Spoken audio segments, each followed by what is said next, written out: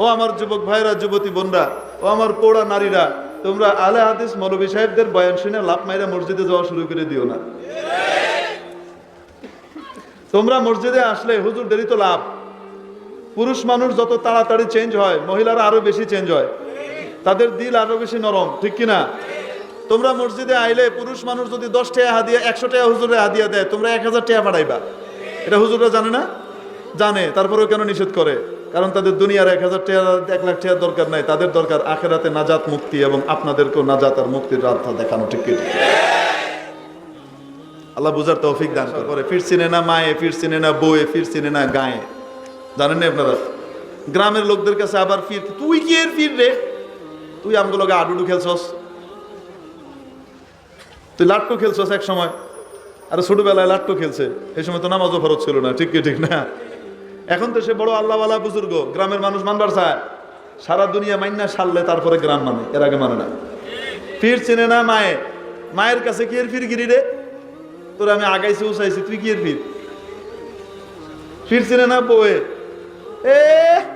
উনি বীর, বুঝেননি? চিনি না তোমার?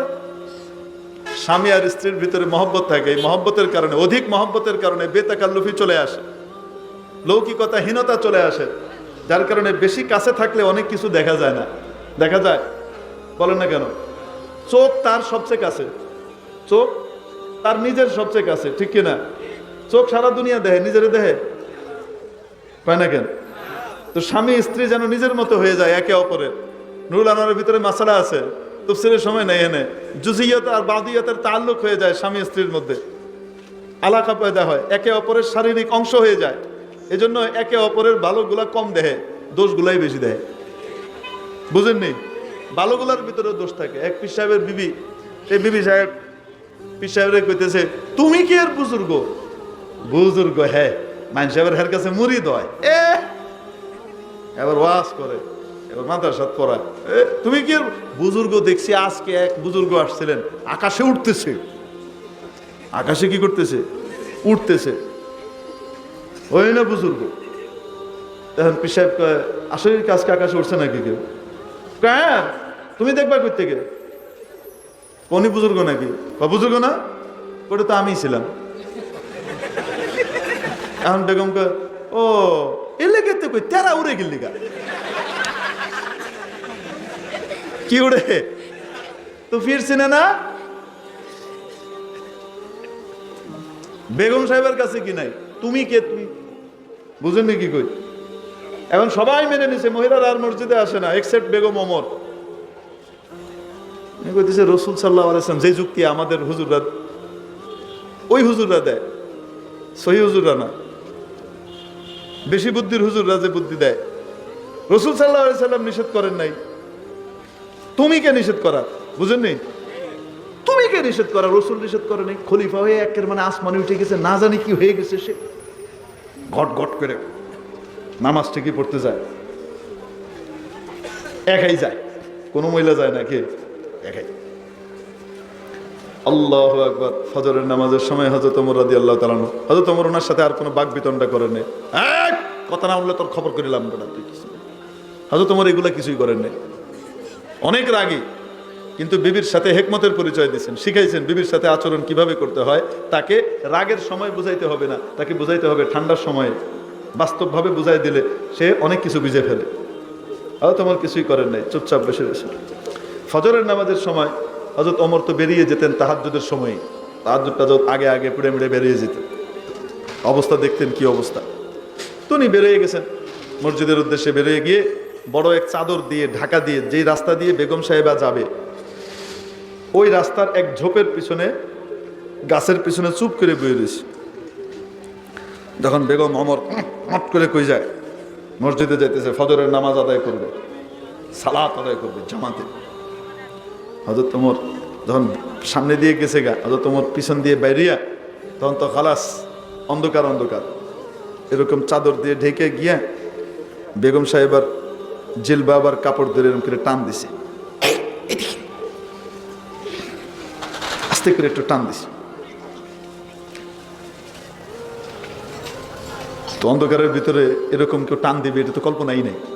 আর অন্ধকার দেখতেও তো পায় নাই কেডা, আর চাদর দিয়ে ঢাকা, ঠাপ করে কাপড় টান দিয়ে ঘটঘট করে গেছে। তাড়াতাড়ি জোহরে আর যায় না, আসরে যায় না, মাগরিবে যায় না, ইশায় যায় না। হযরত ওমর রাজকার্য শেষ করে আসছেন, খেলাফতের দায়িত্ব পালন করে এসে বলতেছেন, কি ব্যাপার মসজিদে যাও না? জোহর আসর মাগরিবে দেখলাম না, ইশায় দেখলাম না। না, আপনি নিষেধ করছেন, এটা কয় না কি হয়েছে, হেডে কইতে রাজি নাই, কিন্তু বুঝে এসে গেছে ওমর শুধু আমার স্বামী না, ওমর নবীজির খলিফায়ে রাশেদ, তার আদেশ মানা আমার জন্য জরুরি। যদিও তিনি আমার স্বামী, আমি শুধু তার স্ত্রী তা নয়, আমি ভাগ্যবতী যে এমন স্বামী পাইছি। ঠিক কি ঠিক না? বুঝে এসে গেছে। অতএব এখন আমরা মেয়েরা সবাই মসজিদে যাওয়া শুরু করব, কি বলেন? হ্যাঁ, এখন যদি কয় আলবানী সাহেব বলেছেন, আলবানি নুন ফানি এগুলির কি দাম আছে হযরত ওমরের সামনে? কয় না কি লেগে? আলবানি তার জায়গায়, তিনি তার জায়গায় আছেন, কিন্তু যত বড় উপরে উঠুক হযরত ওমরের ধারে কাছে যাবে, আলীর ধারে কাছে যাবে, হযরত ওসমানের ধারে কাছে যাবে রাদিয়াল্লাহু আনহুম আজমাইন। এজন্য অতএব মা বোনরা, আমরা সবাই মসজিদে দৌড় মারবো। এটা পুরুষের জন্য। এটা কার জন্য? পুরুষের জন্য। মসজিদে গিয়ে জামাতে নামাজ আদায় করা নবীজি সাল্লাল্লাহু আলাইহি ওয়াসাল্লাম বাধ্যতামূলক করেছেন। কি করেছেন? বাধ্যতামূলক। বিনা ওজরে যদি কেউ জামাত ছেড়ে দেয় তাহলে নামাজের ফল সে পাবে না। অপরদিকে নারীদের জন্য বাড়ি থেকে বের না হওয়া, চাই সেটা নামাজ আদায়ের জন্য হোক, এটার ভিতরে সুফল এবং পুরস্কার ঘোষণা করেছেন। ইরশাদ করেছেন, সালাতুল মারআতি ফি বাইতিহা খায়রুম মিন সালাতিহা ফি মসজিদি হাদা। আমার এই মসজিদ। কার মসজিদ? নবীজি বলেন আমার এই মসজিদ। সেই মসজিদের নাম কি? এক এক রাকাতে কয় রাকাতের সওয়াব? কন্যা কি লেগা জানেন তো আপনারা? 50,000-এর সওয়াব এক এক রাকাতে। আমার এই মসজিদে এসে একজন নারী যদি নামাজ আদায় করে, যে সওয়াব পাবে সে তার বাড়িতে আদায় করলে তার চেয়ে বেশি পাবে। তো নবীজি সাল্লাল্লাহু আলাইহি সাল্লাম মেয়েদেরকে এনকারেজ করেছেন মসজিদে এসে নামাজ পড়তে, না বাড়িতে বসে? আমাদের বাংলাদেশে কোনো মসজিদ আছে মসজিদে নববীর চেয়ে শ্রেষ্ঠ? গোটা পৃথিবীর ভিতরে মসজিদে হারাম বাদে আর কোনো মসজিদ আছে যেটা মসজিদে নববীর চেয়ে শ্রেষ্ঠ? তাহলে যে বাজারা আমাকে আপনাকে ইনজেকশন মারে, দৌড় মেরে সব মহিলাদেরকে মসজিদে নিতে হবে, এদের বুঝবুদ্ধি তো রসুলের চেয়ে বেশি। কার চেয়ে বেশি? হুজুর নবীজির যুগে যে মেয়েরা মসজিদে যেতেন, দুইটি কারণ। নাম্বার 1, কিয়ামত পর্যন্ত যত মহিলা আসবে তাদের নারী ঘটিত সমস্ত সমস্যার সমাধানগুলো তো নবীজির কাছ থেকে নিতে হবে। প্র্যাকটিক্যালি ভাবে নিতে হলে ওই জমানার নারীরাই রসুলের কাছ থেকে এসে শিখে যাবেন, ঠিক কিনা? তো ওই সময়টায় মসজিদে নববীতে আসা মাত্র 10 বছর সময়ের ভিতরে, মদিনার জিন্দিগির মাত্র 10 বছর সময়ের ভিতরে গোটা পৃথিবীর কিয়ামত পর্যন্ত সমস্ত নারীদের সমস্যার সমাধানগুলো নিতে হবে। এই জন্য ওই সময় বিশেষ প্রয়োজনের কারণে তাদেরকে আসার অনুমতি দেওয়া ছিল। 1 নাম্বার 2, ওই জমানায় একজন পুরুষ পর নারীর দিকে চোখ তুলেও তাকাইতো না, তাদের পবিত্রতা হৃদয়ের এই পরিমাণ ছিল। নবীজির যুগের সংস্পর্শের কারণে এক একজন সাহাবীর হৃদয় এই পরিমাণ পবিত্র ছিল, কোন নারীর দিকে চোখ তুলে তাকানোর মতো মানসিকতাও তাদের পয়দা হতো না। এই পরিমাণ আখিরাতের ভয় তাদের ভিতরে ছিল। আমাদের যুগেও তাই তো। আমাদের যুগে তো বোরকা পরে বাইরে হলেও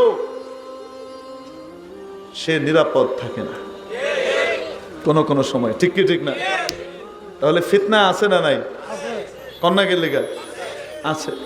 মানুষ কবরস্থানে গেলে মানুষ মৃত্যুর ভয়ে ভীত হয়, ঠিক কি ঠিক না? আমাদের যুগের অবস্থা হলো এই, পরিষ্কার পরিচ্ছন্ন কবরস্থানে গিয়ে ছেলে আর মেয়ে ডেটিং করে।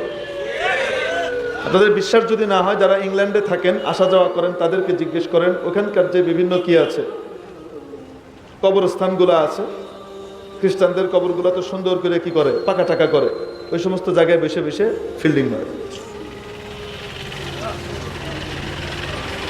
তাহলে বলেন তো দেখি, ওই জমানা এই জমানা এক, সিচুয়েশন এক, অবস্থা এক।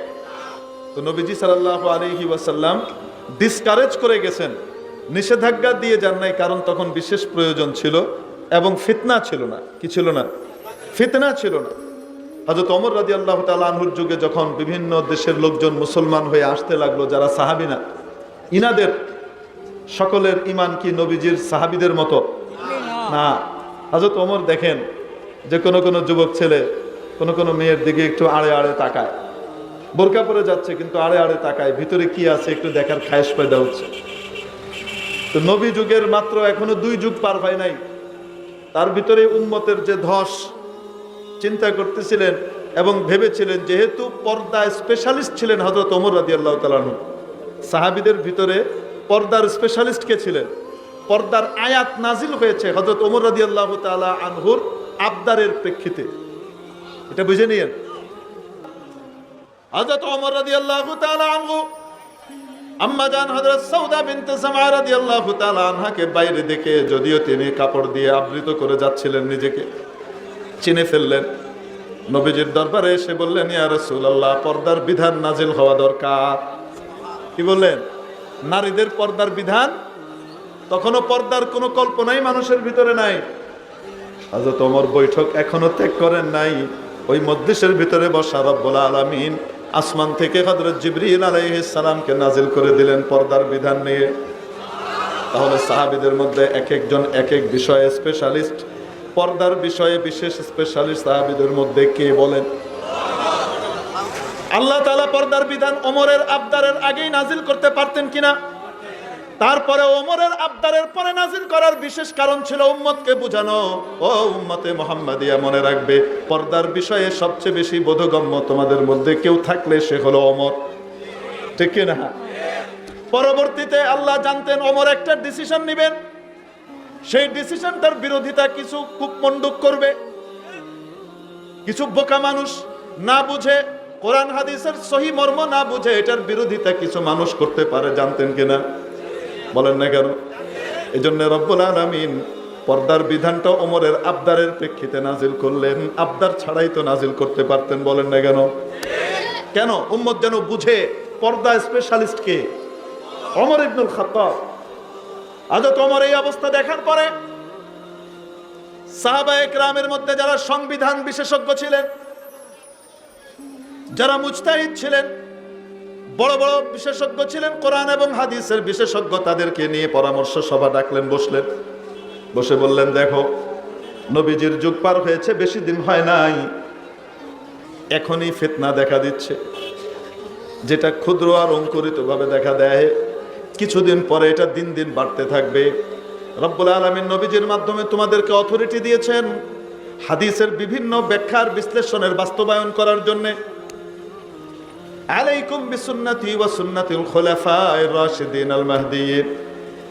যখন ফিতনা সর্বগ্রাসী হয়ে যাবে, হক বাতিল চিহ্নিত করা বড় মুশকিল হবে, সেই সময় হকের দলটি চিনে নিতে হলে তোমাদের জন্য জরুরি আমার সুন্নাহকে আঁকড়িয়ে ধরা, আমার খোলাফায়ে রাশিদিনের সুন্নাহর উপর আমল করা।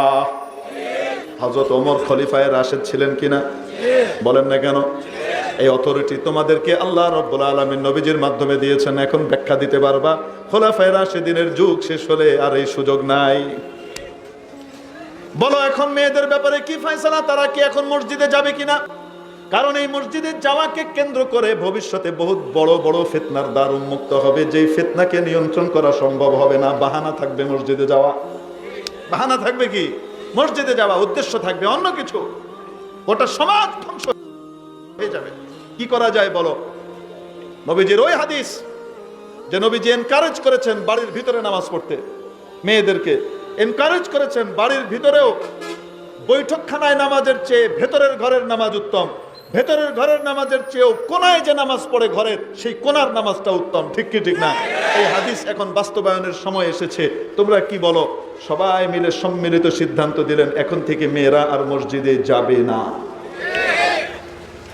হযরত ওমর দুনিয়া থেকে চলে গেলেন। ওসমান ইবনে আফফান রাদিয়াল্লাহু তাআলা আনহু খলিফায়ে রাশিদ খলিফা হলেন। অ্যামেন্ডমেন্ট করলেন, ওমরের এই সিদ্ধান্তের উপরে না বহাল রাখলেন। হযরত ওসমান দুনিয়া থেকে চলে গেলেন, আসলেন হযরত আলী রাদিয়াল্লাহু তাআলা আনহু, যার ব্যাপারে নবীজি বলেছেন আকদাহুম আলী, গোটা উম্মতের ভিতরে সবচেয়ে সেরা বিচারপতি হলেন আলী। সহি ডিসিশন দিতে পারেন কে? আলী, সেই বড় বিচারপতি আলী, এবং যার ব্যাপারে নবীজি বলেছেন আনা মাদিনাতুল ইলমি ওয়া আলিয়্যুম বাবুহা, আমি যদি এলেমের নগরী হই আর এই নগরীতে প্রবেশ আর বাইর হওয়ার ফটকের নাম হলো আলী। এত বড় জ্ঞানী মহাজ্ঞানী আলী হযরত ওমর এবং হযরত ওমরের সেই ডিসিশনকে বাদ দিয়ে দিয়েছেন না বহাল রেখেছেন? বলেন না কেন? 1300 বছর পর্যন্ত বহাল ছিল। বর্তমান সৌদি গভর্নমেন্ট, এই সৌদ হুকুমত যখন নাকি আবার মক্কা মদিনাতে কি হয়েছে, হাবি হয়েছে, তুর্কি খেদের কাছ থেকে খেলাফত কেড়ে নিয়েছে, তারপর থেকে তাদের মৌলানা সাহেবদের মাধ্যমে আবার মেয়েদেরকে মসজিদে যাওয়ার ব্যবস্থা করেছে। কোনটা ঠিক? ওমর ওসমান আলীরটা ঠিক না পরেরটা ঠিক? পরেরটা ঠিক না ওনাদেরটা ঠিক? আপনারা কোনটার উপর আমল করবেন, পরেরদেরটা না আগেরটার উপরে? বুঝাইতে পারি নাই? পর্দার স্পেশালিস্ট হযরত ওমর ছিলেন, উনি এই আদেশ জারি করাইলেন, সবাই মেনে নিল, ঘোষণা হয়ে গেছে, মেনে নিছে।